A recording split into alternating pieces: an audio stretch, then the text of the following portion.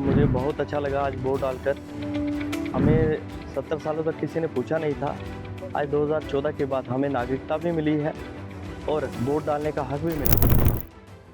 जम्मू कश्मीर विधानसभा चुनाव 3 चरणों में हुआ। जम्मू कश्मीर की 90 विधानसभा सीटों पर अंतिम चरण की वोटिंग खत्म होने के बाद से जनता को अब रिजल्ट का इंतजार है। जम्मू कश्मीर चुनाव का फाइनल रिजल्ट से पहले एग्जिट पोल के आंकड़े अब सामने आ गए हैं, जिसके मुताबिक जम्मू रीजन में बीजेपी का दबदबा कायम होता दिख रहा है। जम्मू रीजन की 43 सीटों पर एग्जिट पोल को जो आंकड़े आए हैं उसने सबको चौंका दिया है।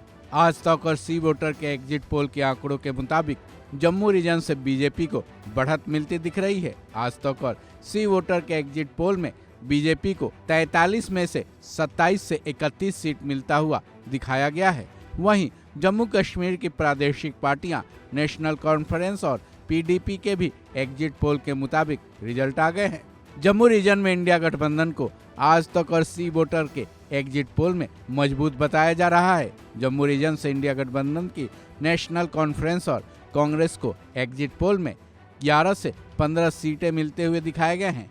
इस एग्जिट पोल में महबूबा मुफ्ती की पीडीपी को सबसे कम 0 से 2 सीटें मिलती हुई दिखाई गई हैं। किसी भी चुनाव में सीटों के साथ वोट शेयरिंग का भी खासा महत्व होता है। आज तक और सी वोटर की एग्जिट पोल के मुताबिक जम्मू रीजन में नेशनल कॉन्फ्रेंस और कांग्रेस को 36.4% वोट शेयर मिलने का अनुमान लगाया गया है। वहीं बीजेपी को 41.3% वोट शेयर मिलने का अनुमान है। जहां तक पीडीपी की बात है, उसको 4.4% वोट शेयरिंग का अनुमान लगाया गया है। बीजेपी इंडिया गठबंधन और पीडीपी के बाद जम्मू रीजन में चुनाव लड़ चुकी बाकी पार्टियों की वोट शेयरिंग 17.9% का अनुमान लगाया गया है। यानी कि न केवल सीटों के मामले में बीजेपी ने जम्मू रीजन से बाजी मारी है, जैसा कि एग्जिट पोल में दिखाया गया है, बल्कि वोट शेयरिंग के मामले में भी बीजेपी का जलवा कायम होता दिख रहा है।